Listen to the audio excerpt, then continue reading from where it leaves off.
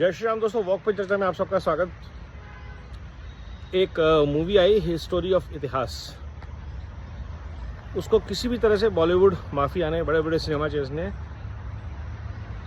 ज़्यादा स्क्रीन पे चलने नहीं दिया, लेकिन आज चौथा से पांचवा हफ्ता है शायद, और एक बहुत ही छोटी सी फिल्म हाउसफुल चल रही है बहुत सारी जगहों पर, जबकि बड़ी बड़ी फिल्में, हाउसफुल जैसी फिल्में, सितारे ज़मीन पे आ गई, हाउसफुल के खाली हो गए। बट ये फिल्म चल रही है क्यों? क्योंकि आपको सोचने पे मजबूर करती है।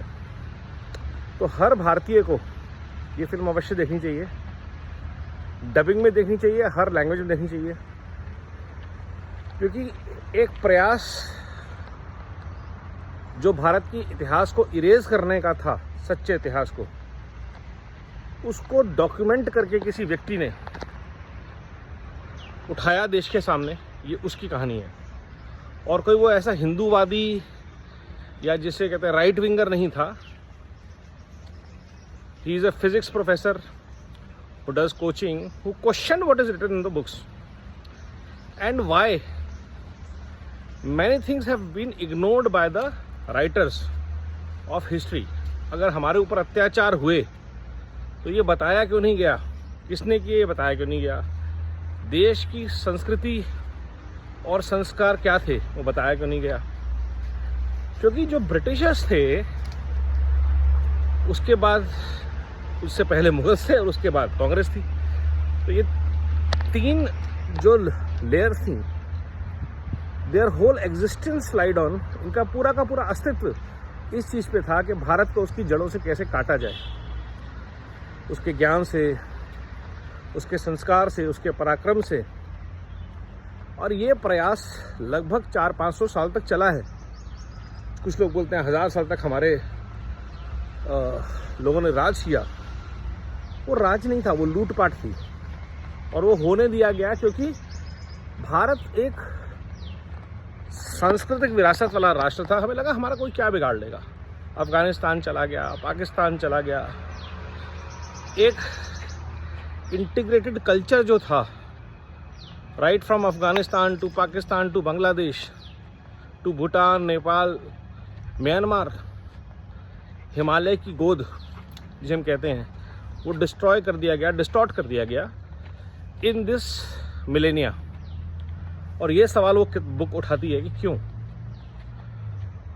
तो जब आप वो मूवी देखते हैं तो आपका दिमाग लॉजिकली चीज़ों को क्वेश्चन करता है।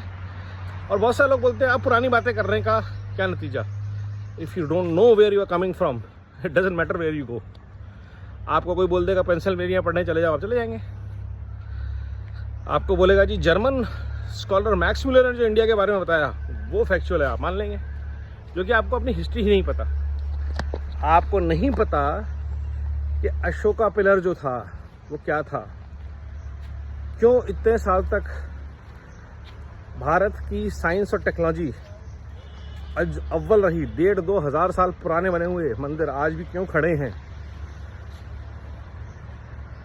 अगर तो वो चीज़ें जब आप अपने कल्चर से, अपनी हिस्ट्री से समझते हैं तो आपका पर्सपेक्टिव चेंज होता है, आपका कॉन्फिडेंस बढ़ता है, आप हर भाषा में अपने आप को कंफर्टेबल पाते हैं, हर कल्चर में आप अपने आप को कंफर्टेबल पाते हैं, जो कि बहुत सारे लोग नहीं चाहते थे।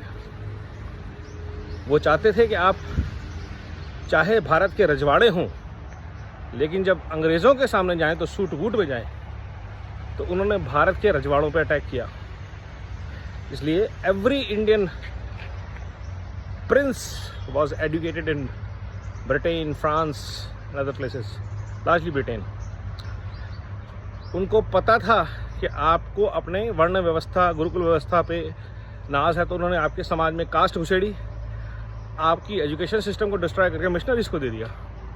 तो आज जब सरस्वती शिशु मंदिर के बच्चे भारत में आगे बढ़ते हैं तो सेंट जेवियर्स जैसे बच्चों को, सेंट स्टीफन्स के बच्चों को प्रॉब्लम होती है। ये रियलिटी है।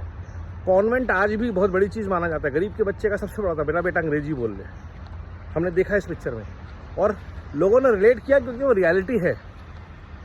गरीब का बच्चा गरीब चाहता नहीं है कि मेरा बच्चा हिंदी में बात करे, हाथ से खाना खाए। ये दिखाया गया है। हमारे घर में बोला था हाथ से खाते हो, इल मैनर्ड हो। वो जो साइंटिफिक टेम्परामेंट था वो सबकी झलक आपको इस मूवी में दिखती है। तो सपोर्ट करिए इस मूवी को, देखने जाइए और अपने दोस्तों के साथ जाइए जहाँ भी लग रही हो। और मनप्रीत सिंह धामी जी का बहुत बहुत धन्यवाद कि उन्होंने ऐसी एक मूवी बनाई जिससे भारत की आंखें खुलती ही नहीं, हम अपने आप को, अपनी संस्कृति संस्कारों को क्वेश्चन करते हैं कि हम कहाँ रह गए, कहाँ खो गए। नमस्कार, नमो भारत, वंदे मातरम, जय हिंद।